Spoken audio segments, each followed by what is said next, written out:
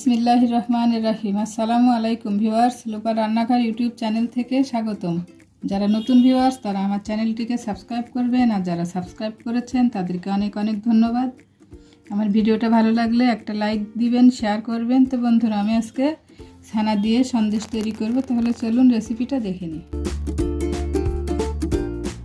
তো আমি এখানে ছানাটা ভালো করে ম্যাশ করে নিয়েছি। এখন এই অর্ধেকটার মধ্যে আমি কিছুটা গুঁড়ো দুধ আর চিনি মিশাবো।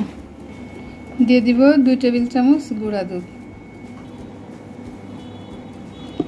আর দিব 1 টেবিল চামচ চিনি, আর 1 টেবিল চামচ, মোট 2 টেবিল চামচ চিনি দিলাম। এখন 2 টেবিল চামচ তরল দুধ দিব,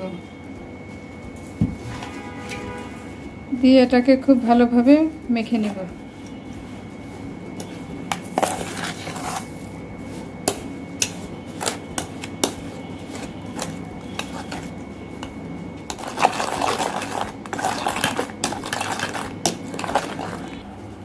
এখন আমি এটাকে চুলায় দিয়ে একটু নেড়ে চেড়ে ঘন করে নিব।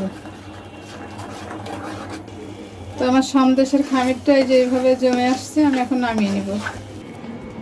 এই ছানার মধ্যে আমি এখন রান্না করা ছানাটা দিয়ে দিব। এখন এই দুটো ছানা খুব ভালোভাবে একসঙ্গে মেখে নিব। তো যেভাবে আমি বসিয়ে দিলাম প্লেটে, দিয়ে এটা এখন ফ্রিজে রেখে দিব 2 ঘন্টা শক্ত হওয়ার জন্য। তো বন্ধুরা, আমার সন্দেশটা জমে গেছে, আমি ফ্রিজ থেকে বের করে আনছি। এখন কেটে কেটে পিস করে নিব।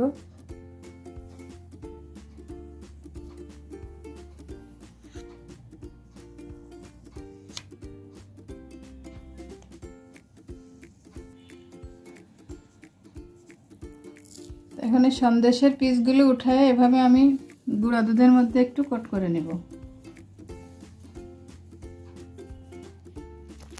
তো বন্ধুরা, আমার সন্দেশটা রেডি, আমি সার্ভ করে দিয়েছি। এরকম মজার মজার রেসিপি পেতে আমার চ্যানেলটিকে সাবস্ক্রাইব করবেন, আমার পাশে থাকবেন। সবাই ভালো থাকবেন, আমার জন্য দোয়া করবেন। আল্লাহ হাফেজ।